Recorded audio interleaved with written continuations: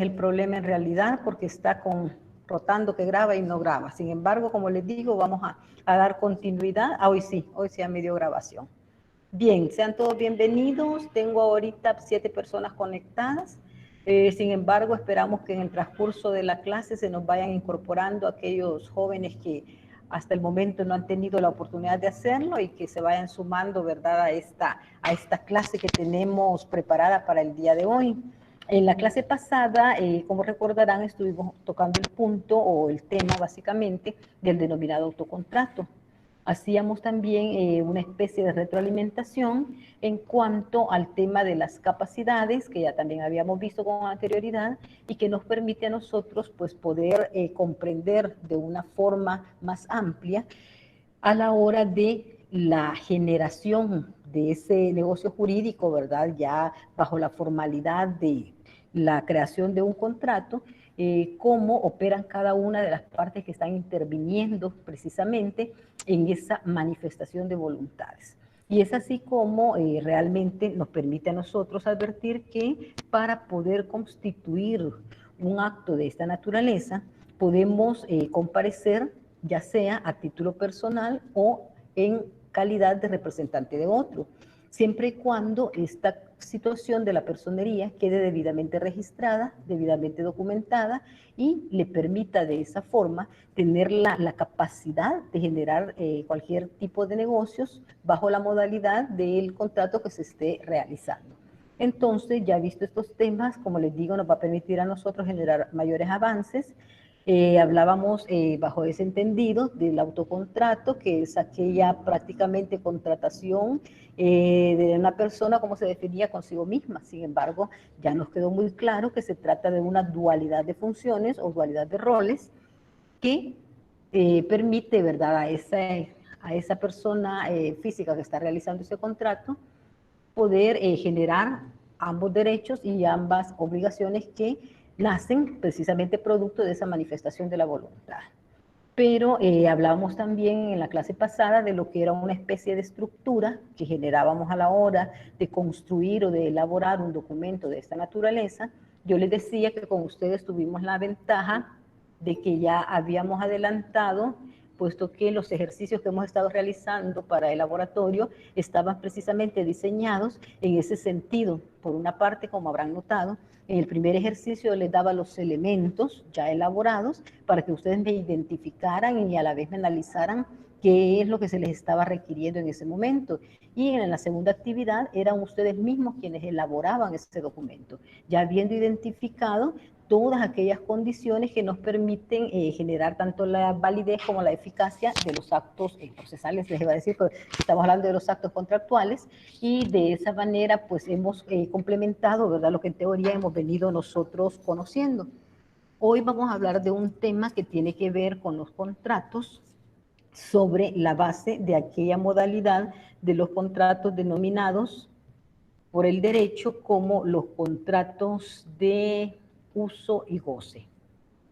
Vamos a ir siempre, ¿verdad?, con la mano de nuestro Código Civil, adelantando en algunas de estas concepciones. Vamos a ir conociendo elementos específicos que nos van a permitir a nosotros, pues, ubicarnos dentro de la naturaleza de esa actividad que se va a generar.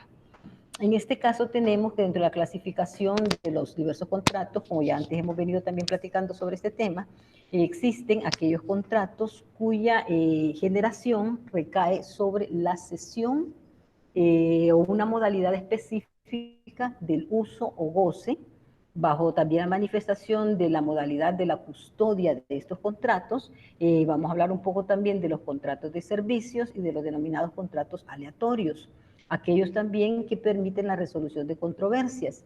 Y dentro de esto vamos a ir escudriñando para efectos de que nosotros identifiquemos, ¿verdad?, estas condiciones, estos elementos y estas modalidades dentro de nuestro contexto interno del derecho. Tenemos en primer momento que hablar un poco acerca de los contratos traslativos de uso. Y si nosotros nos preguntamos a qué se hace referencia bajo esta denominación, podemos advertir que se trata de aquellos contratos en los que no se transmiten los derechos inherentes a las cosas, sino que Lo que básicamente caracteriza este contrato es la modalidad que le permite generar la condición de uso momentáneo de la cosa, para que el sujeto hacia el cual va destinado o hacia el cual va dirigido disfrute de esta modalidad, de esta forma de uso de la cosa que pertenece a otro. Y se hace mediante, dice, el pago de una renta, como por ejemplo, traemos a cuenta el caso del arrendamiento,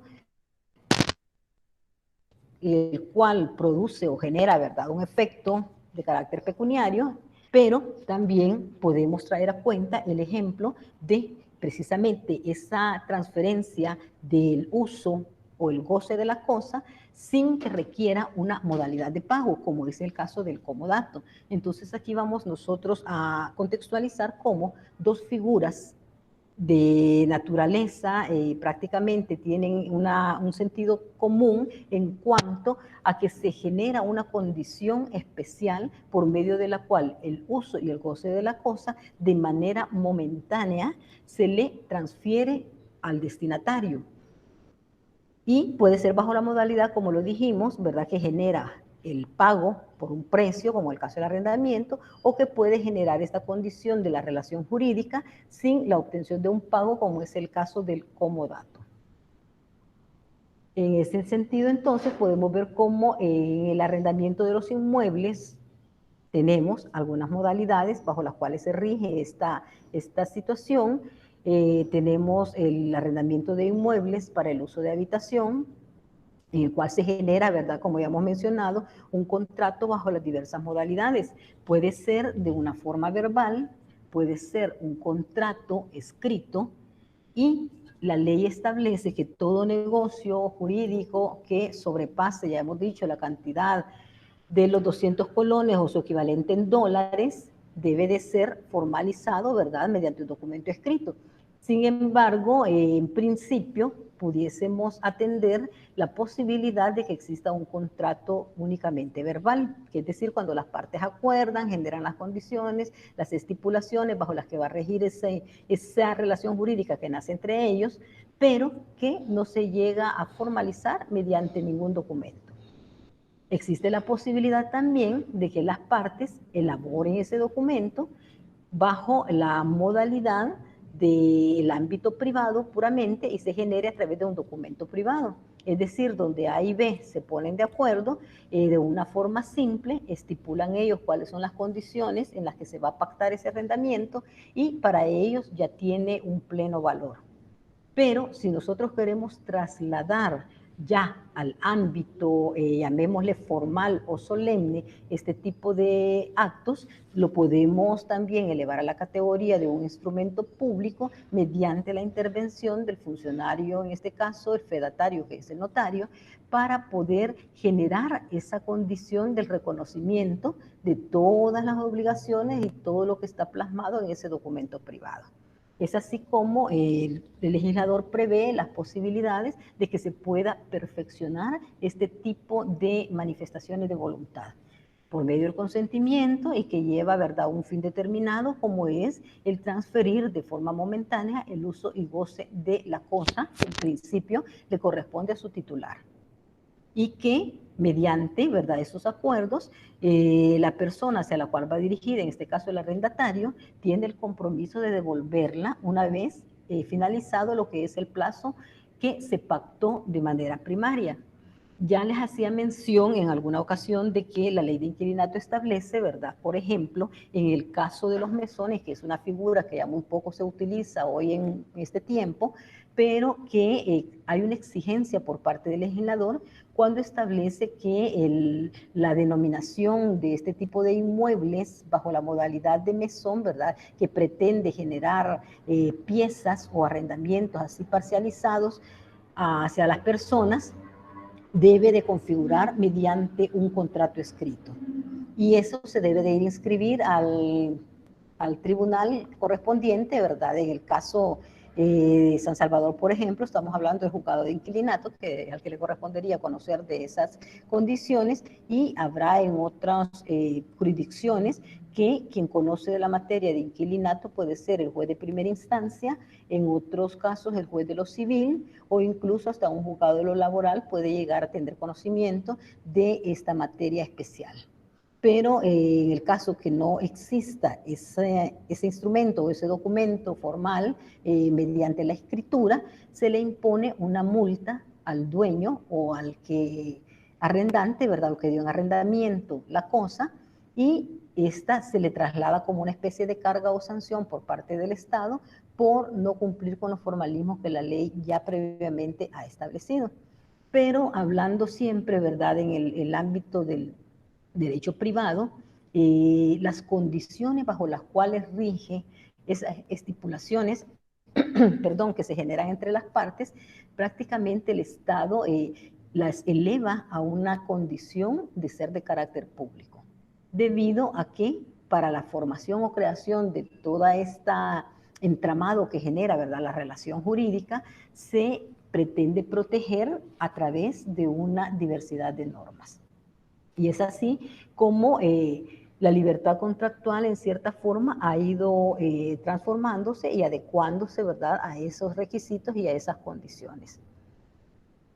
Decimos entonces que la protección que se genera por medio de este, llamémosle, control de parte del Estado, está orientado hacia tutelar precisamente, ¿verdad?, por medio de las normas, aquellas condiciones en las que esa relación jurídica que nace entre ellos sea una relación en condiciones de igualdad, de protección para que ninguno de ellos quede en desventaja. Para los sujetos que intervienen en esta relación contractual respecto de la figura del arrendamiento, tenemos por una parte al arrendador, que se sabe que es la persona quien confiere el uso o goce de manera temporal de una cosa, ya sea suya o que él represente al verdadero titular o propietario de la cosa a efectos de celebrar este contrato. Y por otra parte tenemos al arrendatario como el sujeto, que es quien recibe la cosa para usarla y gozar de ella, obligándose, por supuesto, a cambio de este beneficio, ¿verdad?, a pagar un precio. Generalmente se realiza mediante las denominadas cánones de arrendamiento, y se refleja mediante, ¿verdad?, la entrega de dinero para cumplir esa obligación de pago. El contrato del arrendamiento, entonces, lo tenemos previsto nosotros allá en el artículo 1703 del Código Civil, que le voy a pedir a uno de ustedes que me acompañe con la lectura, que me haga el favor de compartirnos la lectura, para que veamos qué dice esta disposición legal. ¿Alguien tiene a la mano su Código Civil? Sí, licenciada. Bien, David, si me hace el favor, nos acompaña con la lectura. Sí, ¿cuál artículo dijo, Lee?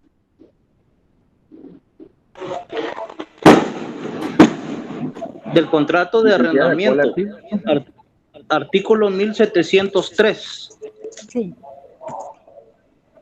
Veamos qué dice. Ese es, David, 1703.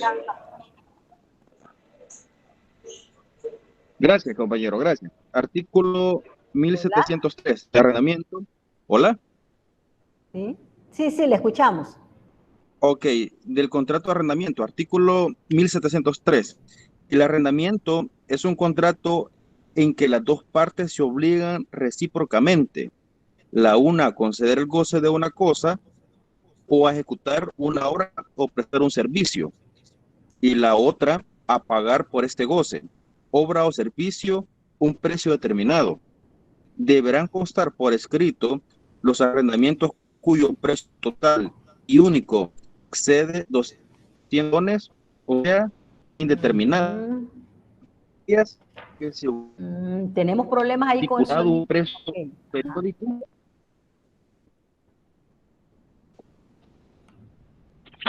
Como que tenemos dificultad, David. No sé si no se le escucha entrecortado. Ahora, Ahora sí, ahora sí. ahora sí. Cambié sí. de línea. Va. Ok, Va. hoy sí le escuchamos. Lo vuelvo a leer todo. Si nos hace ¿Lo vuelvo a favor. leer todo? Sí, sí, por favor. Perfecto. Artículo 1703.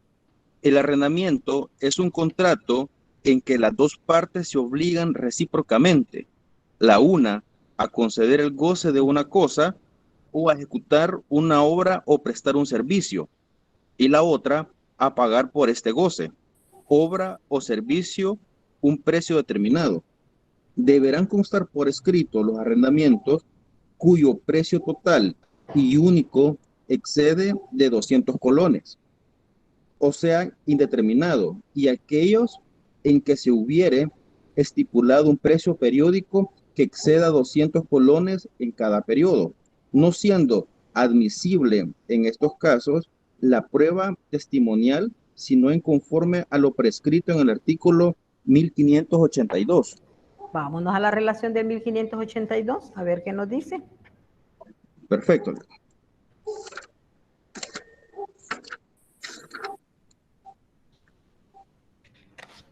Artículo 1582.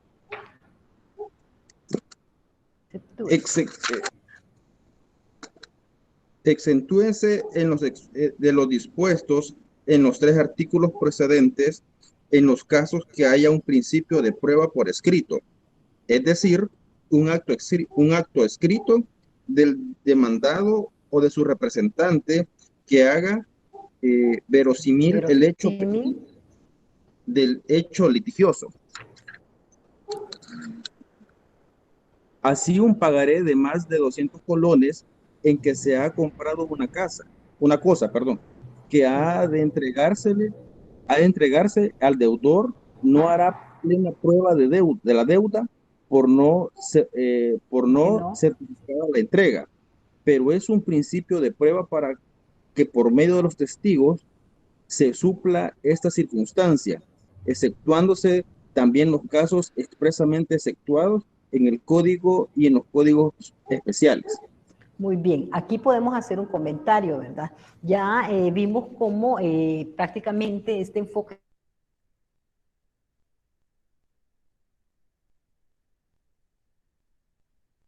No se escucha nada, licenciada.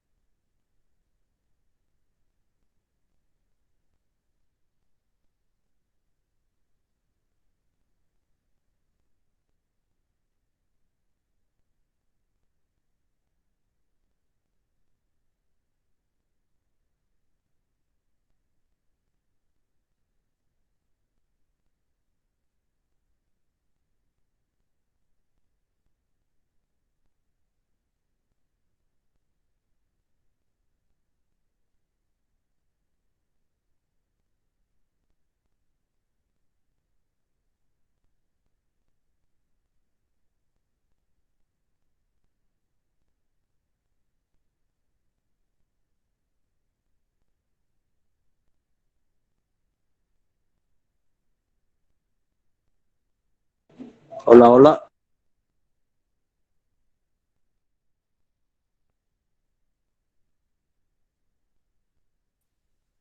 Hola, hola, al parecer se le fue la señal a la... Hola.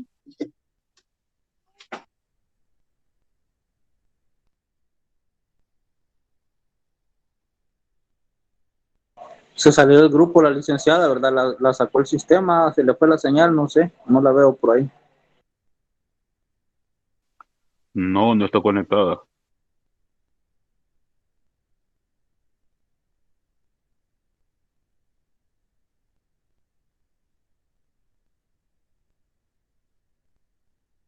Bueno, hay que esperar un momento.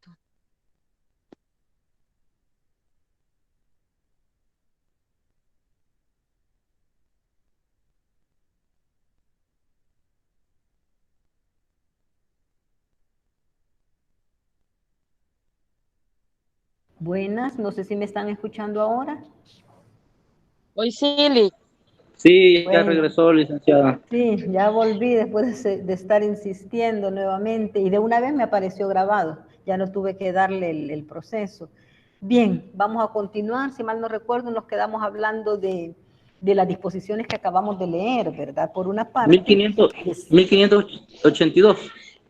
ok, me recuerdo que por una parte, al hablar de ¿cómo es? El concepto del contrato de arrendamiento, se establecía, ¿verdad?, la necesidad de generar ante esa obligación que surge entre las partes contratantes que la cuantía representa de una forma significativa uno de los parámetros para generar prácticamente aquella carga o aquella obligación de que el documento deba constar por escrito.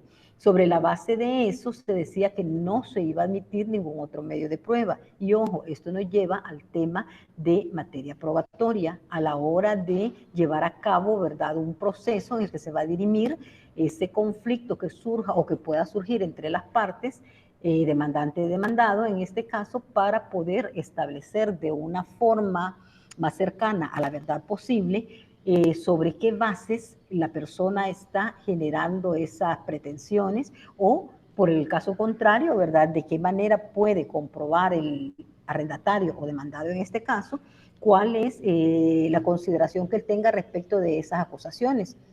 Y en este sentido nos remite a la disposición que leíamos, ¿verdad?, de 1582, donde habla de una forma, pues, sobre la base del código adaptable al Código de Procedimientos Civiles, que, como sabemos, se derogó y a partir del año 2010 contamos con un nuevo Código Procesal Civil y Mercantil, lo cual le da vida, ¿verdad?, a un enfoque diferente de cómo manejar el aspecto procedimental de los procesos. Sin embargo, ahí nos hablaba de la semiplena prueba. Cuando nosotros advertimos esta condición o esta aseveración en la que el legislador se sostenía, recordemos que en las formas de valoración de la prueba, anteriormente el Código de Procedimientos Civiles establecía dentro de esas fórmulas la posibilidad de dividir la prueba, ¿verdad?, en semiplena prueba y en prueba plena, y nos daba esa diversidad. Ahora no,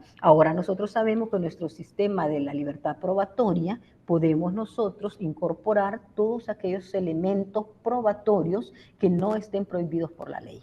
Y en ese sentido podemos hacer uso, ¿verdad?, de cualquier mecanismo que nos permita aseverar nuestras pretensiones de una manera, pues, asertiva, de una manera ilustrativa para el juez y postulándonos siempre, ¿verdad?, en la razón en la cual creemos que nos asiste, porque así surge el conflicto, cada cual cree tener la razón dentro de su propia posición y es lo que se le va a demostrar al juez.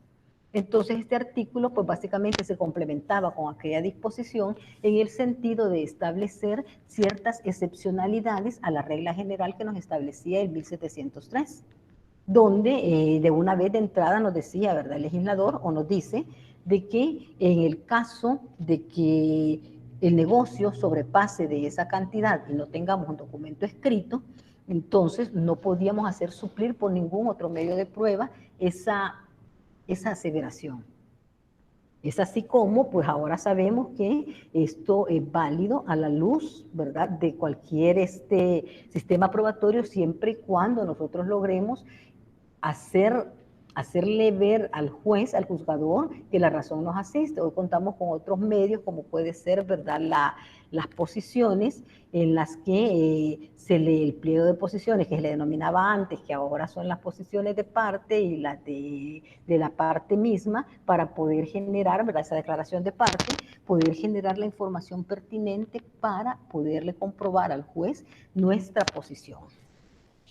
Y esto ya será, como les digo, de una manera en que fuese necesario llegar a dirimir el conflicto ya en sede jurisdiccional. Pero es importante que nosotros tomemos en consideración esas posibilidades que pudiesen surgir a través del incumplimiento de alguna de las estipulaciones de ese contrato de arrendamiento. Las obligaciones principales ya quedan una vez advertidas. El arrendante, ¿verdad?, está en la obligación de darle la cosa al arrendatario en buen funcionamiento, y el otro tiene la obligación de usarla y gozar de esa cosa que de manera temporánea se le está transfiriendo para su propio beneficio a cambio del pago de un precio determinado. Y existen otras causales que la ley puede establecer que pudiesen ser las que den origen a la terminación de ese contrato. Pero para podernos nosotros amparar en una de esas causales y nuestra pretensión darle forma a la hora de hacer las alegaciones, ¿verdad?, como demandantes, tenemos que demostrarlo. ¿Y cómo va a poder demostrar esa relación el arrendatario, por ejemplo, si no tiene ese contrato escrito? A la hora de poder sustentar, ¿verdad?, tiene que haber recibos de pago, tiene que haber, a veces se estipulen los contratos que se va a hacer mediante cuenta bancaria, ¿verdad?, el banco X, a nombre de X persona, en la cantidad que se deposita. Ya ese documento que le genera el depósito ya pudiese ser tomado en cuenta como un medio probatorio para poder ilustrar de mejor forma al juez sobre la posición de la parte que lo está alegando en ese momento. Bien, sigamos entonces hablando un poco acerca de estas otras consideraciones, permítanme, de estas consideraciones que están relacionadas con los contratos de uso y goce. Ya le dimos lectura a la disposición que nos permite, pues, establecer, ¿verdad?, que este contrato lleva sus propias finalidades.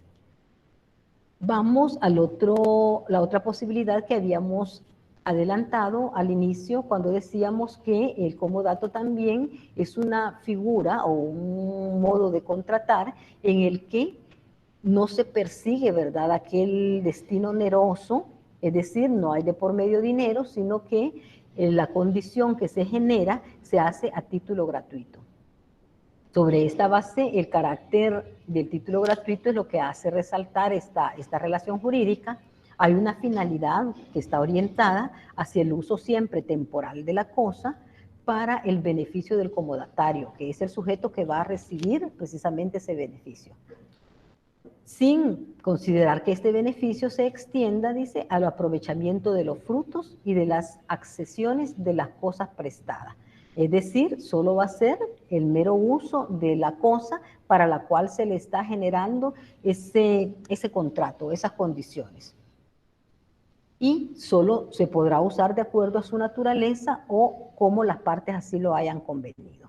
Veamos el artículo 1932, donde encontramos la figura del comodato.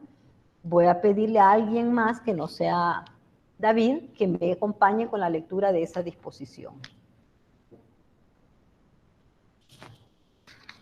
¿Alguien más tiene su código ahí a la mano?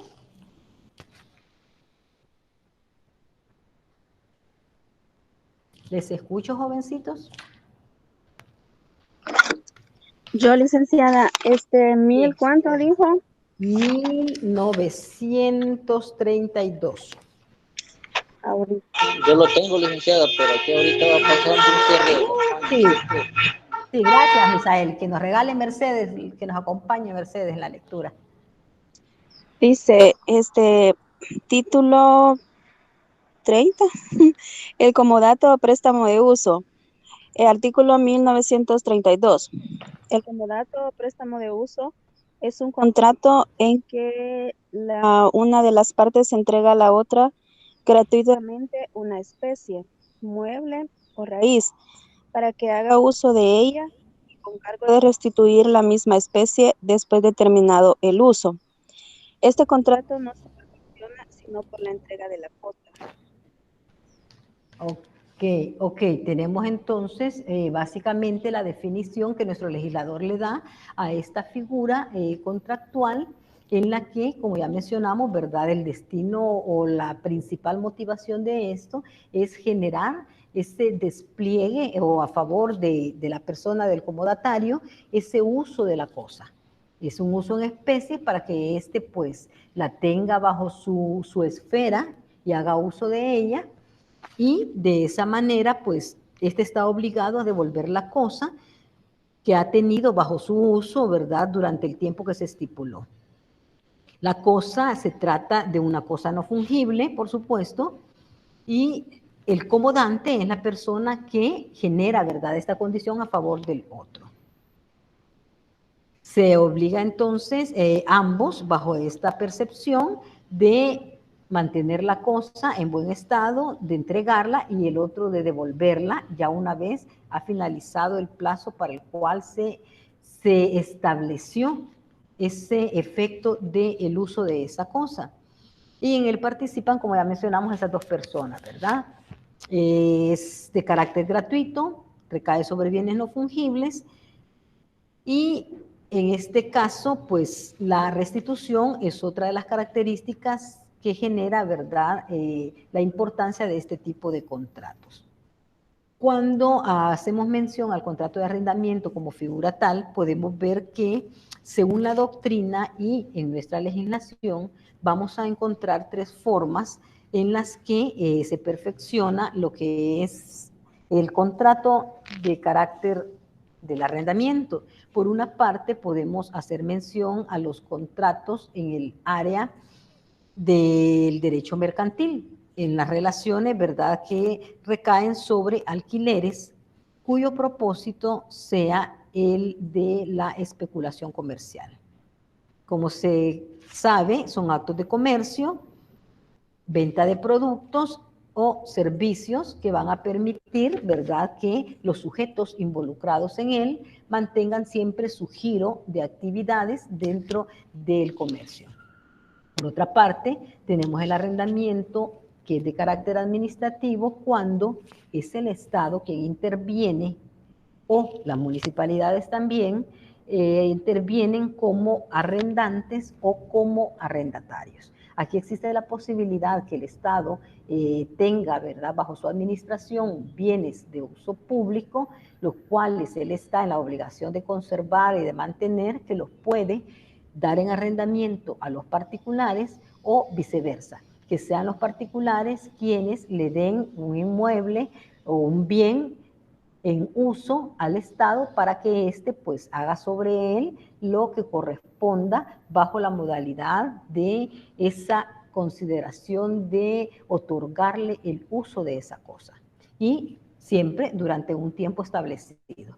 Porque dentro de los contratos, sobre todo en esta naturaleza de contratos, es importante establecer dentro de las cláusulas de una forma muy clara cuál va a ser el plazo para el que se va a regir esa relación contractual.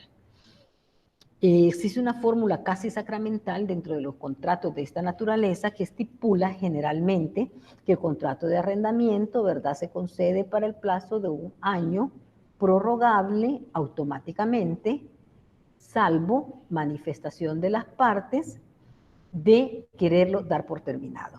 Y digo esto que se convierte en una fórmula casi sacramental porque en la mayoría de contratos nosotros vamos a ver esa expresión, y esto nos lleva a que de forma anticipada se está estableciendo dos posibilidades. Una, que si las partes no dan a conocer su deseo de darlo por terminado en ese lapso del año, de manera automática se va a venir generando, ¿verdad?, en la misma suerte, es decir, bajo las mismas modalidades y durante un tiempo ya sea igual o de carácter indefinido. Pero también existe la posibilidad que las mismas partes, con anticipación, es decir, con 30 días anticipados a la terminación del contrato, estipulen o de manera escrita, ¿verdad?, manifiesten su intención de darlo por terminado. Y es así como, entonces sí, se extinguiría esa obligación que se ha surgido por medio de ese pacto, de ese contrato que se celebró, y prácticamente las partes quedarían desvinculadas. Existe también la posibilidad que el incumplimiento de las estipulaciones que se han regido en ese contrato por alguna de las partes llegue a generar la posibilidad de pedir la terminación del contrato ya en sede judicial. Esas son entonces las posibilidades que se pueden generar en torno a cualquiera de estas situaciones que transcurran, ¿verdad? O sucedan dentro de lo que es el desarrollo de ese contrato. Bajo esta modalidad, entonces, podemos nosotros establecer, ¿verdad?,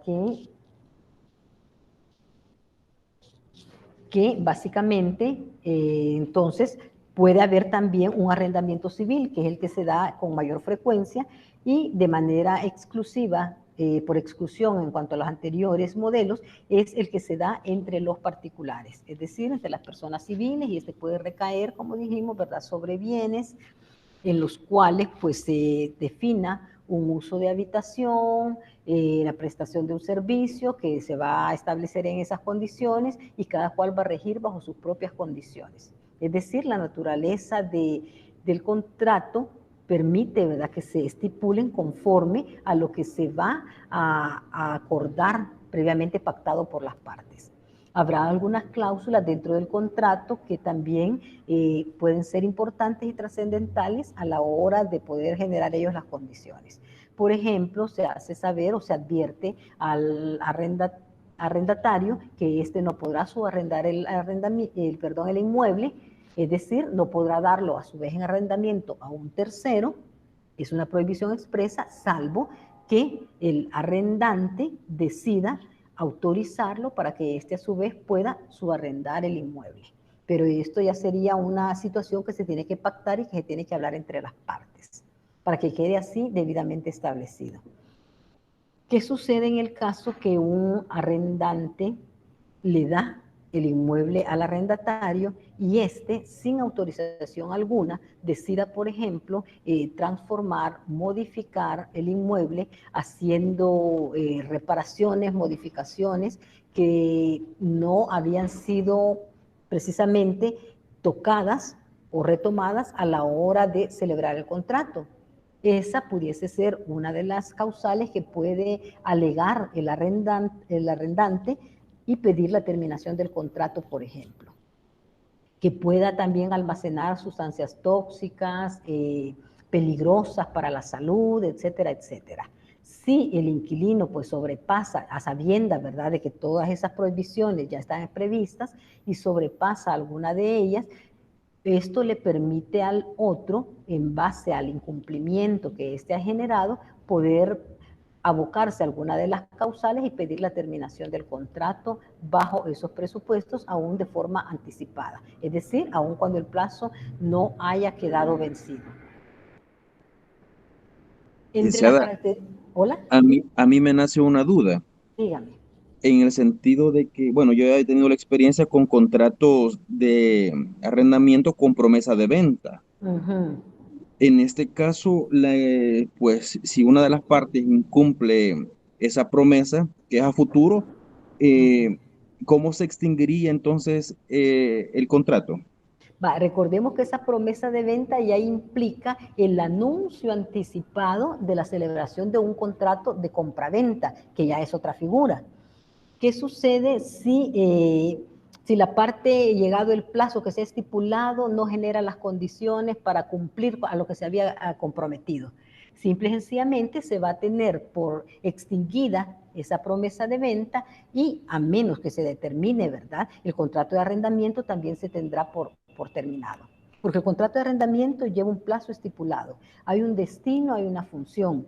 La promesa de venta va prácticamente atada con lo que es la posibilidad de celebración del contrato de compraventa, que ya estamos hablando de otra figura. No sé si con eso le contesto, David. Sí, licenciada, sí, gracias.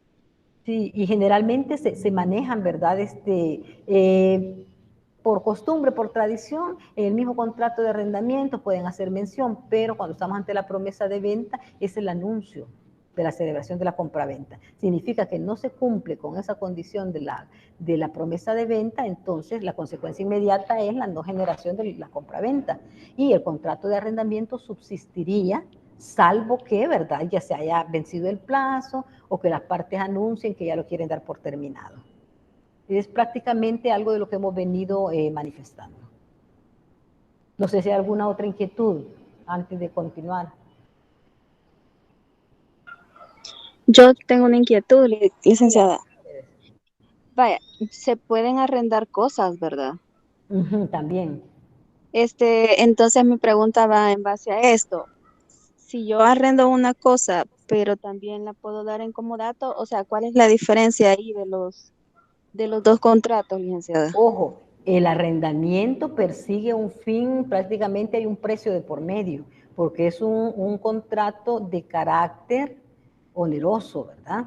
Y en cambio el comodato es un contrato en el cual precisamente la gratitud es lo que caracteriza esa modalidad. Es decir, no hay cobro, no hay que pagar un precio por eso. Digamos, aunque sea la misma cosa que doy en arrendamiento, ahí sí me paga. Pero El si la doy arrendamiento en sí, porque ya comodato, lleva esa finalidad. Usted va a estipular un precio por ajá, estar usando la cosa, que es ajena, ¿verdad? Pero que usted sí. la va a cuidar como que fuera suya. Ujú. Y que la deberá devolver también en el plazo que se estipuló. Y en el comodato no voy a pagar. No, sí tiene la obligación de cuidarla y devolverla, ¿verdad? Ajá. Restituirla, pero no hay precio de por medio. Ok. Gracias. Bien, alguien aquí, no sé si fue José Misael, alguien vio una manita levantada por ahí. Sí, licenciada. Ajá, sí. Yo creo que está en un lugar bien convulsionado, Misael. Por el Si momento gusta, sí, puede, quizás no voy a si quiere, preguntar hágala más. por chat, o si no, hágala por chat también, por texto, perdón. Bien, ¿hay alguna otra inquietud? ¿Alguien más?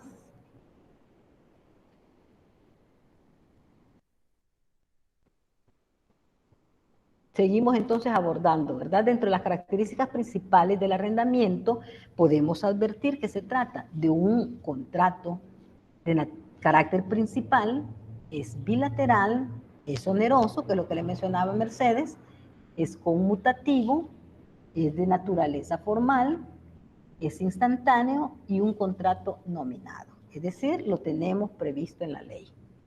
El objeto indirecto del contrato solo recae sobre bienes no fungibles, es decir, aquellos que no se deterioran, no se extinguen, excepto sobre aquellos que la ley de manera expresa prohíba arrendar y los derechos estrictamente personales que tampoco pueden ser sujetos, ¿verdad?, de arrendamiento alguno.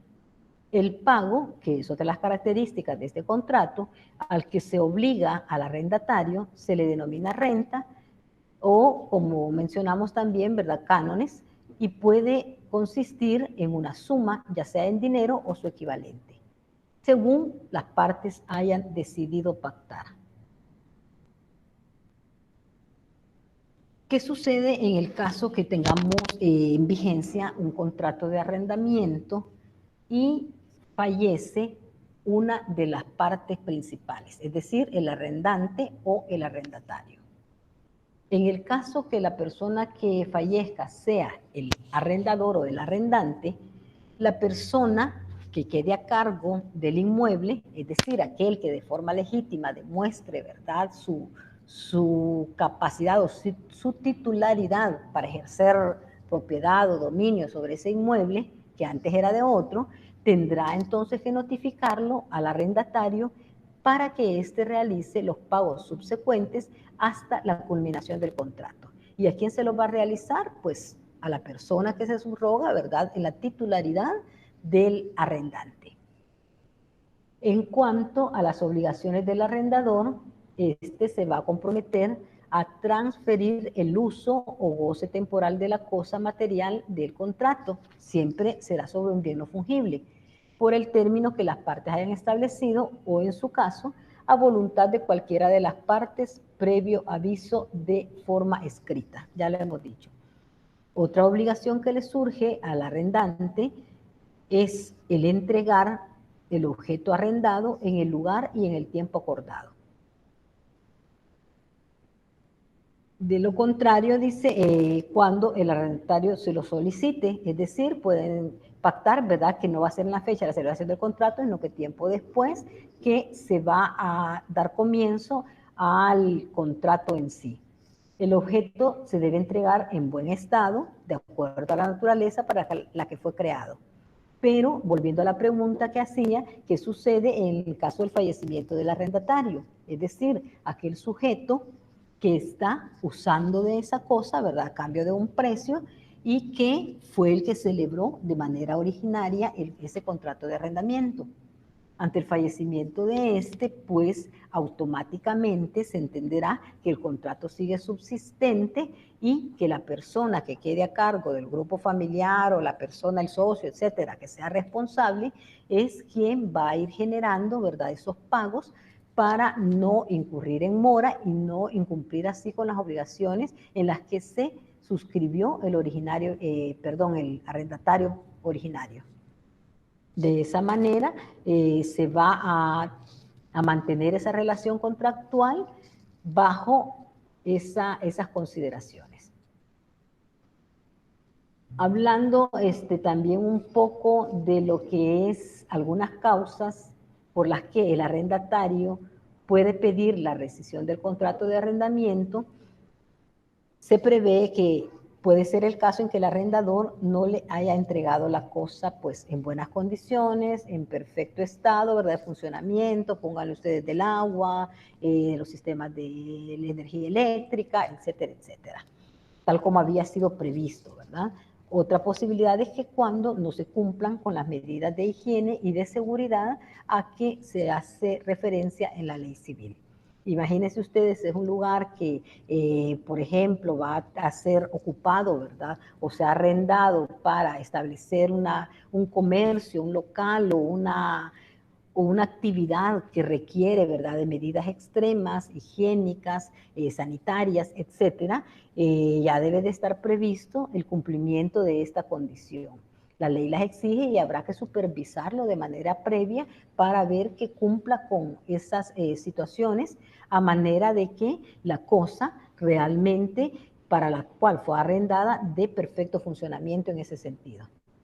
Otro supuesto es cuando hay algún caso fortuito y esto impida por más de 2 meses el uso de ese bien, por las causas de evicción, por causas de reparaciones, etcétera, por la existencia de defectos o también de vicios ocultos anteriores y que no se previeron o no fueron perceptibles a la hora de la celebración del contrato. Por la confusión, por la pérdida o la destrucción total o parcial de la cosa y en el caso de la expropiación. Cuando el Estado definitivamente, ¿verdad?, en aras de atender el bien público, el derecho de orden público, decida, ¿verdad?, que esa propiedad va a ser sujeta a pasar al dominio del Estado y de esa manera pues se desvirtúa pues aquella condición en la que el particular disponía de esa cosa como titular que era y la podía dar en arrendamiento. De esta forma entonces es como opera, ¿verdad?, algunas de esas situaciones que pudiesen permitir la resiliación del contrato. En cuanto al contrato del comodato, hablando de algunas de sus características, podemos advertir que se trata de precisamente un contrato principal, bilateral, consensual también, es de tracto sucesivo y por naturaleza es gratuito, contrato nominado y a la vez conmutativo. Allá lo vemos en algunas de esas condiciones descritas en el 1308 y 309 y siguiente, ¿verdad? Al ser un contrato de carácter gratuito, reduce el derecho del comodatario solo al uso de la cosa y de acuerdo a la naturaleza y a cómo las partes lo hayan estipulado por el tiempo en el cual se ha determinado que va a surtir efectos. No puede, como ya dijimos, aprovecharse de los frutos que genera este bien. El comodante está por su parte obligado a conceder ese uso gratuito de una cosa no fungible.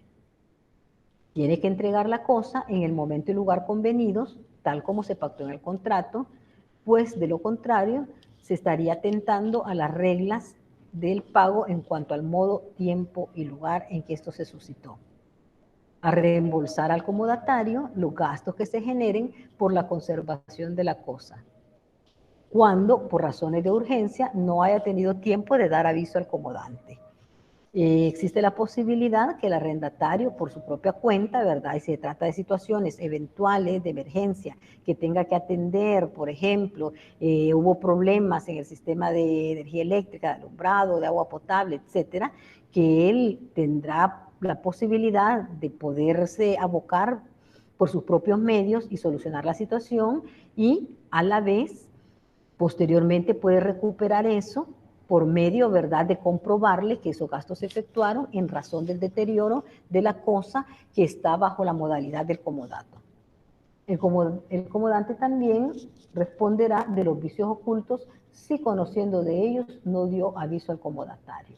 Todo aquello, ¿verdad?, que las sabiendas, es decir, de forma anticipada, ya las conocía, pero se las guardó, no las comentó, no las dio a conocer, y generaron perjuicios para el comodatario, entonces él responderá también por esas situaciones. En el caso del comodatario, que es el otro sujeto, ¿verdad?, que interviene en esta relación contractual, las obligaciones que le competen son, por una parte, conservar en perfecto estado la cosa que se le ha dado en comodato. Deberá usarla únicamente para los fines que se han establecido en el contrato. Tiene a su vez la obligación de pagar todo aquello que implique la necesaria conservación de la cosa.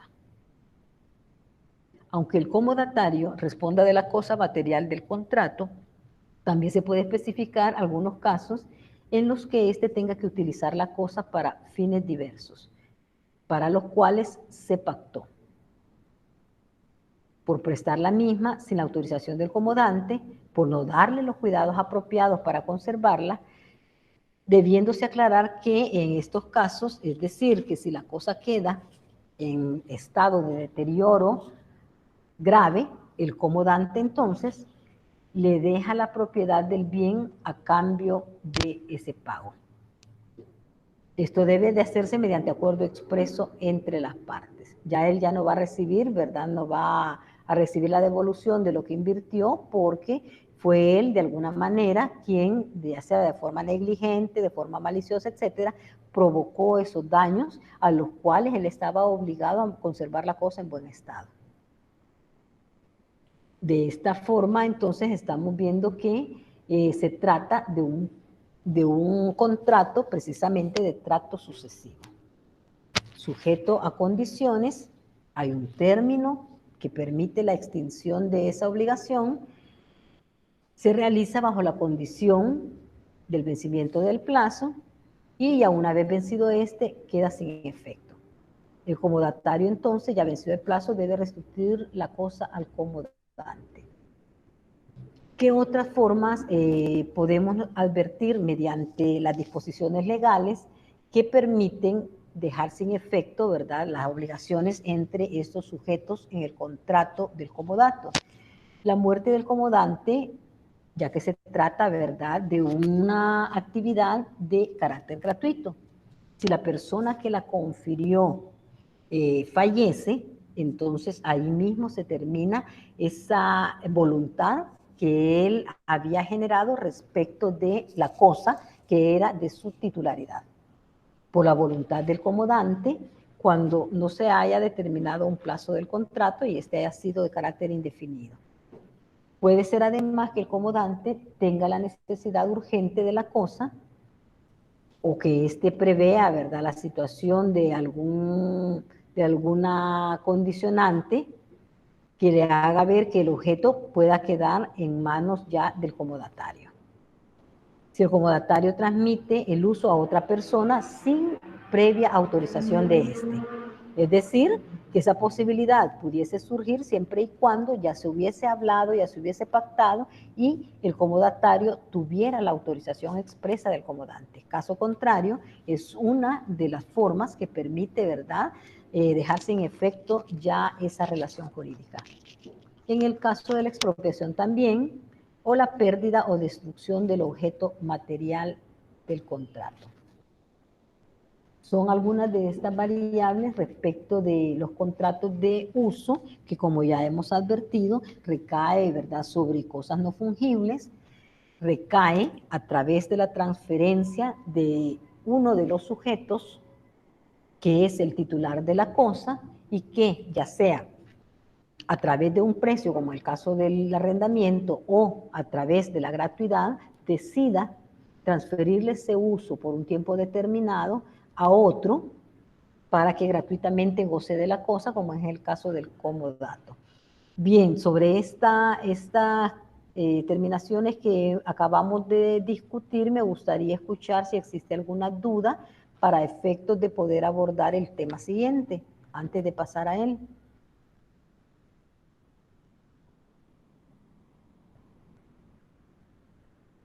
¿Me dicen si se ha estado escuchando lo que hemos venido relatando?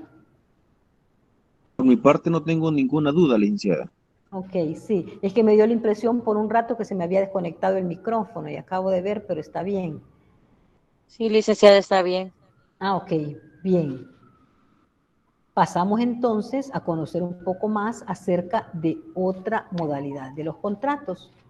Como sabemos, esta institución de los contratos pues genera, ¿verdad?, un campo o un espectro variado sobre las relaciones que surgen en el ámbito de los particulares y en otros ámbitos del derecho que permiten a las personas ponerse de acuerdo, generar un negocio, por medio de la elaboración de un documento, ¿verdad?, otorgar bajo el consentimiento esa manifestación de su voluntad, poder llegar a estructurar ese instrumento que permita a ambas partes esa reciprocidad de derechos y obligaciones que surgen precisamente de ese pacto que ellos quieren elevar a la condición de contrato, sometiéndose a aquellos requisitos y formalidades que la ley establece para alguno de ellos y en el caso pues de otros que bastará para su perfeccionamiento. Tan solo la manifestación de esa voluntad y de esa forma entra a surtir efectos entre ellos.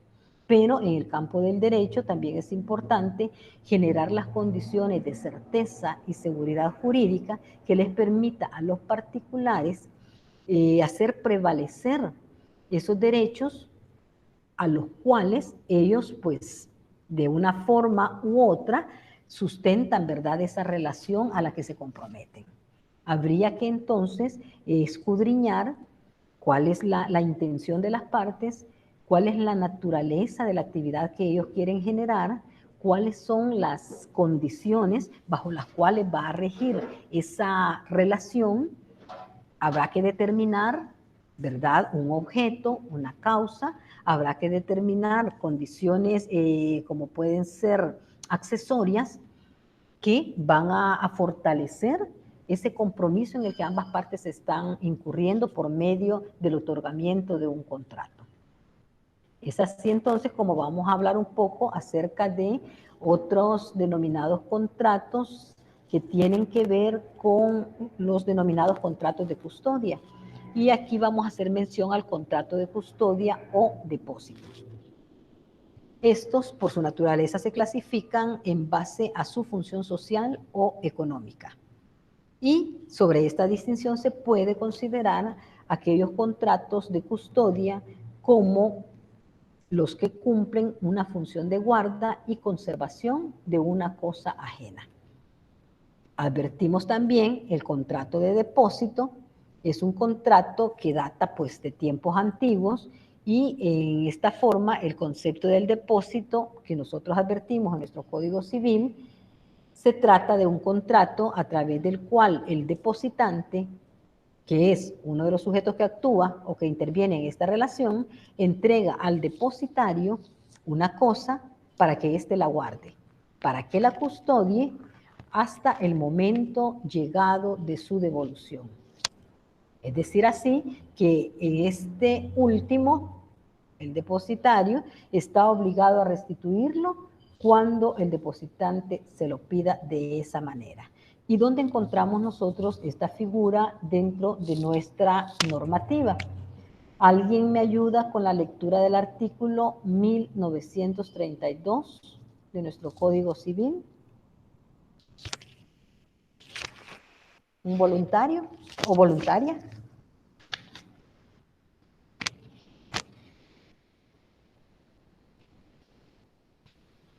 ¿Hay alguien por ahí que nos quiera acompañar con la lectura de esto? Licenciada, usted dijo Hola. 1932 o le escuché mal. Porque Ahorita le verifico. No, estamos hablando del contrato del depósito, 1932. Ok. El comodato, exacto, estamos mal entonces.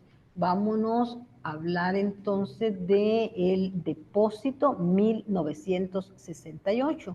Vamos a encontrar ahí las disposiciones pertinentes y ya vamos a hacer la corrección. Hoy sí les mencioné el artículo correspondiente al 1968.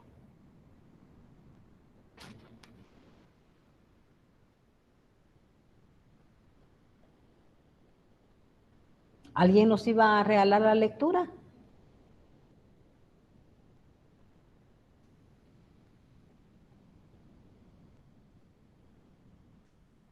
Bien. Yo, licenciada. Está bien, Mercedes. Vaya, dice, del depósito y del secuestro, artículo 1968. Llámese en general depósito el contrato en que se confía una cosa corporal a una persona que se encarga de guardarla y de restituirla en especie. La cosa depositada se llama también depósito. Ok, ven que claro define nuestro legislador esta figura sobre la base, ¿verdad?, de las modalidades de los contratos. Y ya habíamos hecho mención que es un contrato en el cual se basa, ¿verdad?, sobre una condición de una entrega corporal de la cosa a una persona determinada, quien tiene el compromiso, la obligación de cuidar esta cosa, de guardarla, pero a la vez tiene la obligación de restituirla o devolverla en el momento que se le pida por parte del depositante. ¿A qué nos lleva todo esto? A que estos contratos de custodia o de guarda, como vamos a ver, tienen una finalidad específica, la que es prever, bajo la modalidad de un apartamiento de la esfera de posesión de las partes vinculadas por el contrato, generándole a otro, ¿verdad?, ese compromiso o esa obligación de guardarla, de cuidarla y de restituirla en un momento dado. ¿De qué va a depender todo esto? De cómo las partes definan cuándo será, ¿verdad?, quién será la persona, cuál será el lugar donde se va a hacer efectivo el depósito, sobre qué cosas se va a hacer efectivo el depósito y en qué tiempo se va a hacer la restitución.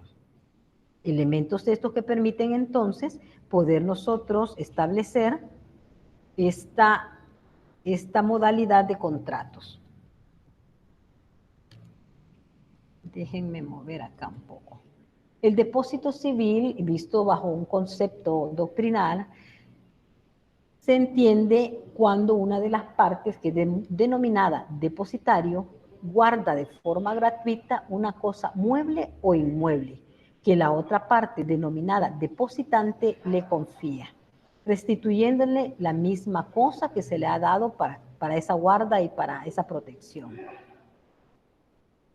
El depositario, entonces, que es el sujeto que recibe la cosa, entendido como aquella entidad o institución que se encarga de cuidar esos bienes o títulos que tiene bajo su custodia.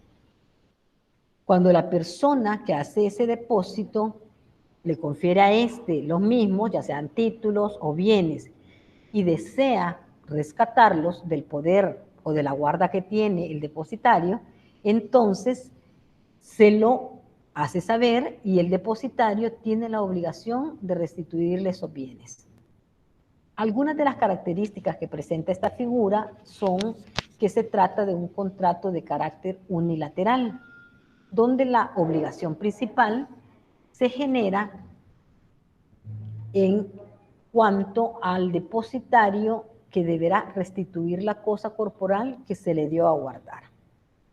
Es un contrato de carácter gratuito. Pues, si acaso llegásemos a estipular una remuneración, en este caso del depósito, estaríamos hablando ya de un arrendamiento de servicios. Es de carácter principal, puesto que no necesita de ningún otro contrato para subsistir como tal. Es también nominado, ya que está previsto en el artículo 1968 y siguientes del Código Civil. Es asimismo un contrato de ejecución instantánea, puesto que se perfecciona con la entrega de la cosa al depositario. Hablando del título 32, donde se encuentra previsto el artículo 1968, al que ya me le dio lectura la compañera, tenemos aquí en este mismo título el artículo 1969, que le voy a pedir a alguien más que me regale la lectura para que ampliemos, ¿verdad?, de esa forma lo relativo a este contrato en particular. Gabriel Ansora, ¿tiene a la mano su código? Sí, licenciada. ¿Me hace el favor de artículo, por favor. compartirlo, por favor? 1969.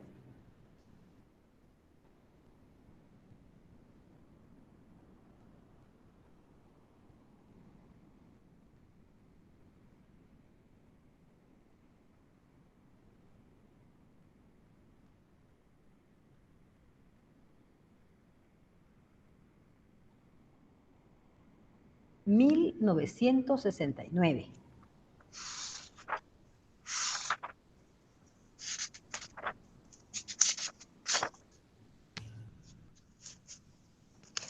Artículo 1969. El contrato se perfecciona por la entrega que el depositante hace de la cosa al depositario. Es lo que acabamos de mencionar, ¿verdad? Vemos cómo el legislador retoma precisamente esa actividad y esto le permite convalidar lo que es la fase del perfeccionamiento del contrato. El artículo 1970, ¿alguien más? José Ángel, si lo tenemos ahí a la mano, la disposición.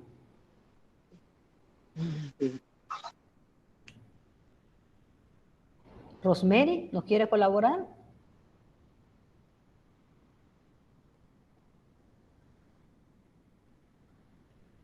Le veo abierto el micrófono, Rosemary, no sé si tiene a la mano su código.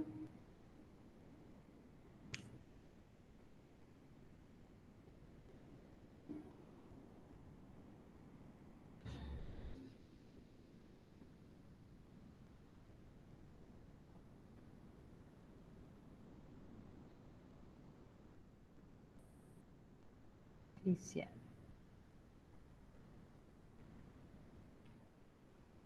Hola, no le escucho, no sé si alguien de ustedes está ahorita al habla, solo a Rosemary le veo que tiene abierto su micrófono. Yo sí lo escucho, usted. Ah, va, está bien, Ángel, no hay problema. Beatriz, regálenos. Beatriz Solano.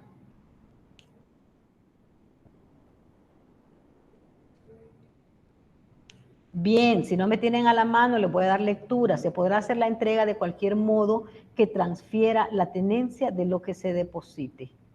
Podrán también convenir las partes en que una de ellas retenga como depósito lo que estaba en su poder por otra causa.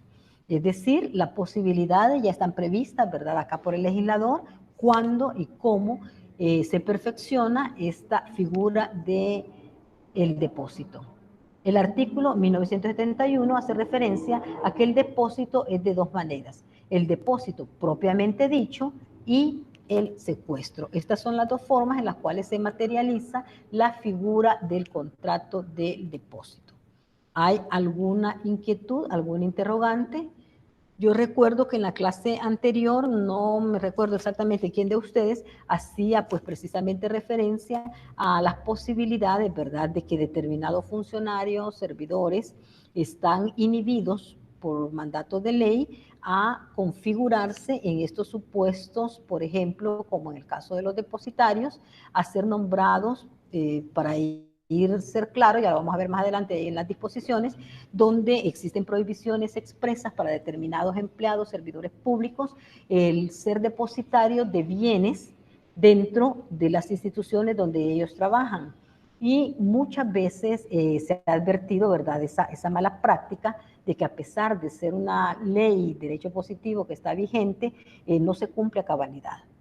Y se hace, ¿verdad?, este tipo de malas prácticas en todo el sentido de la palabra, puesto que contrarían precisamente esa disposición de apartar a la figura del depositario a una persona ajena que no tiene nada que ver con la relación, ¿verdad?, que no tiene nada que ver con la posibilidad de generar algún otro tipo de interés, y por eso la misma ley establece, ¿verdad?, que no podrán ser servidores, por ejemplo, en el caso los secretarios, empleados judiciales, ni los jueces, de las cosas que se generan, ¿verdad?, como depósitos dentro de los juicios que se están llevando en esas sedes.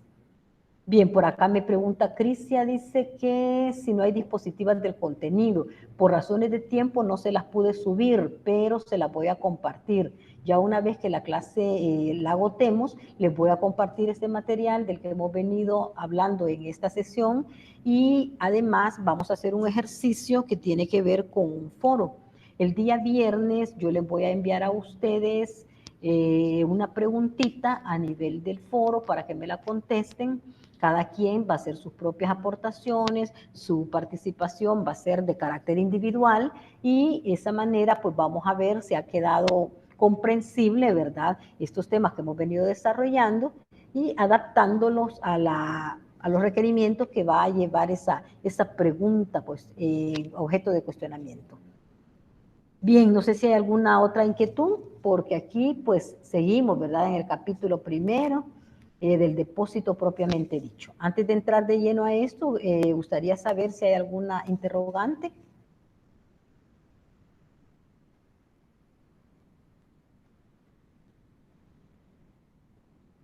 No, Liz, de mi parte no.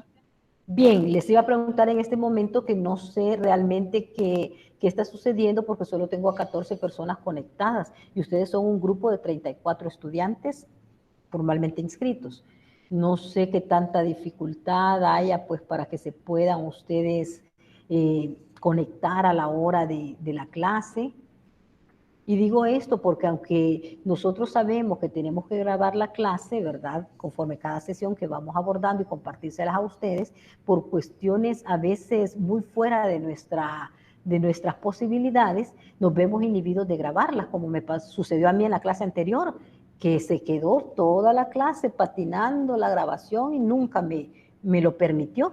Sin embargo, nosotros desarrollamos la clase, pero allí ustedes se perderían, ¿verdad? Aquellos que no se han logrado conectar, lamentablemente, se perderían lo que sucedió en esa clase y tendrían por sus propios medios que buscar un refuerzo. Es decir, comentando con sus compañeros de qué se trató e ilustrándose pues de esas formas, porque la regla general es que sí, las clases quedan grabadas. Entonces mi inquietud va encaminada precisamente a esa situación, porque yo veo que para el día de hoy solo 14 personas se me han incorporado. Espero que no sea por cuestiones, ¿verdad?, de peso graves que les impidan a ustedes estar pendientes de su clase. Yo sé que hacen un gran esfuerzo, yo sé que muchos de ustedes justo a la hora de clase ustedes van transportándose, etcétera, etcétera, pero como les digo, hay eventualidades que se salen de la voluntad de uno y del control. Así es que la invitación es que estemos, ¿verdad?, en la medida de lo posible, atentos, conectados, que preguntemos, que discutamos, que participemos, porque eso va a permitir un mejor acoplamiento de estos saberes que estamos nosotros ahondando ya dentro de la materia. Es, como les digo, complejo, es diverso este tema de los contratos. El programa quizás se queda corto para tanto que hay que ver, para tanto que hay que practicar, etcétera, etcétera. Entonces, aprovechando el tiempo, me gustaría saber si hay alguna inquietud. Si no la hay, pues no sé, ¿verdad? Ustedes me dirán. Licenciada, Hola, ¿con quién? Con Oscar. Díganos. Oscar, efectivamente, lo que usted está tratando, fíjese que yo no opino ni hago nada de eso porque a esta hora siempre ando conduciendo como lo voy haciendo en este momento. Por esa razón no puedo estar participando activamente, pero sí las escucho. Gracias, oye, por tu comprensión. Ok, bien, bien. No, y para mí es importante que ustedes me lo manifiesten. No crean que es con el afán de estar ahí, ¿qué les puedo decir? Escudriñando en la vida. No. Simple y sencillamente es para que yo tenga, ¿verdad? Un espacio de referencia y decir, ok, no se me conecta por esto, no me participa por esto. Y pues nuestro deber es ese, ¿verdad? Llevarles a ustedes la información pertinente, oportuna, motivarles a ustedes para que más allá de lo que nosotros venimos a tratar en cada clase, ustedes sean autodidactas, ustedes busquen más allá, ¿verdad? Esa información, amplíen su conocimiento, veamos, ya va a llegar el momento en que nos vayamos ya a lo que es la práctica en sí, ¿verdad? A conocer sentencias, a identificar todo esto que hemos venido nosotros manejando conceptualmente, ya ubicados, familiarizados con las disposiciones legales, pero cómo se transforma ya a la luz de la realidad. ¿Cómo se genera una controversia, un conflicto? ¿Bajo qué pretensiones puede alguien llegar y pedir la terminación del contrato? ¿Cómo puede pedirse la anulación de un contrato? Incluso la anulación, ¿verdad?, de ese acto, de esa declaración de voluntad por las causas que corresponda. Pero para poder llegar a ese estado de cosas tenemos nosotros que irnos construyendo ese aprendizaje con bases sólidas. Y por eso estamos hablando, ¿verdad?, de primera forma, trayéndoles doctrinas, teorías, normativa, y como les digo, vamos a llegar ya a la hora de más adelante, pues de construir de una forma más ejemplificada lo que son este quehacer de la actividad ya a la hora de hacer efectivos estos compromisos que surgen por medio del contrato, estas obligaciones. Pero bien, si no hay nada, jóvenes, quizás vamos a cerrar con este día, con esta clase. Yo les voy a compartir el material, se los voy a subir, les voy a compartir el material, espero más tardar mañana en la mañana estárselos compartiendo, esta clase también, y la preguntita allá por el día viernes se la estoy compartiendo para que ustedes tengan del viernes al día lunes para que me la contesten. No sé si hay alguna inquietud al respecto o quedan claras las situaciones bajo las cuales vamos a continuar el aprendizaje. Por mi parte está bien claro, licenciada, y pues agradecerle también por la clase que es bien amena, por lo menos de mi parte es una clase que pues es de las que más espero en la semana, por decirlo, ¿verdad? Que yo siempre le estoy agradezco, pendiente David, sí. de la hora porque es donde yo pues más me desenvuelvo en lo civil. Sí, ya veo que tiene experiencia y algo que usted me acaba de ilustrar también, le agradezco su forma de decir las cosas. Vamos también a trasladar esa experiencia que ustedes tienen. Yo creo que, por lo que he identificado, David es una de las personas que se maneja en esta área y no sé cuántos más de ustedes también tengan esa experiencia que nos puedan venir a compartir, incluso para tomarlo como casos dentro de la práctica, ¿verdad? Que desarrollemos aquí, si existen inquietudes, si existen experiencias, para que las compartamos, las socialicemos y aprendamos, ¿verdad?, de cómo se resuelven ya de cara al derecho estas situaciones que se nos van generando. Porque lo que nosotros vemos dentro del aula es una ínfima parte a lo que nos vamos a enfrentar allá en el mundo real. Así es que como profesionales del derecho es responsabilidad nuestra construir nuestras fortalezas, generar las condiciones, ¿verdad?, de empoderarnos de ese conocimiento y sobre todo llevar respuestas, buscar soluciones ante cada problemática, ante cada situación, saberle identificar, saber ante qué figura estamos, saber qué tratamiento le vamos a dar y finalmente cómo vamos a actuar, ¿verdad? Eso ya es parte de la formación integral que nosotros debemos trasladarles a ustedes como futuros profesionales del derecho, que vayan construyendo ya ese perfil y ese récord de ustedes a la luz de estos conocimientos. Así es que si no hay más inquietudes, perdón, Mercedes tiene acá solicitado la palabra. Díganos, Mercedes, ¿le escuchamos? Sí, licenciada, solamente un comentario que lo iba a hacer ya hace rato. Sí. En el caso del comodato, yo trabajo en un hospital, Ajá. entonces ahí se da bastante el alquiler de equipo médico a través de esta figura. Cuando digamos un paciente va a utilizar un equipo por determinado tiempo, y lo que usted está diciendo, o sea, en un caso real, o sea, cuando ya el paciente fallece, digámoslo. Ahí se terminó ya no necesita el equipo, sí, digámoslo así, es, ¿verdad? el compromiso, sí. Ajá, ese era Un mi comentario. Sí, comentario. como le digo, son aportes porque muchos de ustedes cuentan con sus propias experiencias, ya sea de carácter laboral o que en algún momento pues han estado, ¿verdad?, en esos supuestos y bien podemos traerlos a cuenta para estudiarlos. La casuística es eso, dar a conocer, ¿verdad?, de la trascendencia de un hecho y cómo nosotros vamos a enfrentar y darle respuesta jurídicamente hablando, cómo vamos a construir todo eso. Y me llama la atención lo que me dice usted, Mercedes, en cuanto a si estamos hablando de el comodato, ¿verdad?, de manera gratuita, me imagino, no sé si es un hospital nacional, en el caso de los hospitales privados, ¿verdad?, ellos ya sabemos que su rubro básicamente va en el patrimonio, ¿verdad? Ellos son instituciones que si bien brindan servicios de salud, pero por ello requieren un precio, cobran y hay que pagar. Entonces, si el arrendamiento de estos equipos, como usted bien lo dice, lleva un precio, entonces estamos hablando precisamente de la figura del arrendamiento. En cambio, si estamos hablando del comodato, es que no hay precio que pagar, sino que la finalidad está en que la persona use la cosa, ¿verdad? Y que esté comprometida a devolverla en un tiempo estipulado. Pero sí que haya cobro de por medio. Entonces, ya identificando eso, nosotros vamos a ver ante qué supuesto estamos. Sí, sí. Licenciada, eso del comodato, Perdón. el ejemplo clarísimo es la parte de la nevería y la helado Sarita y todas estas cuestiones de los helados, ¿verdad? Ajá.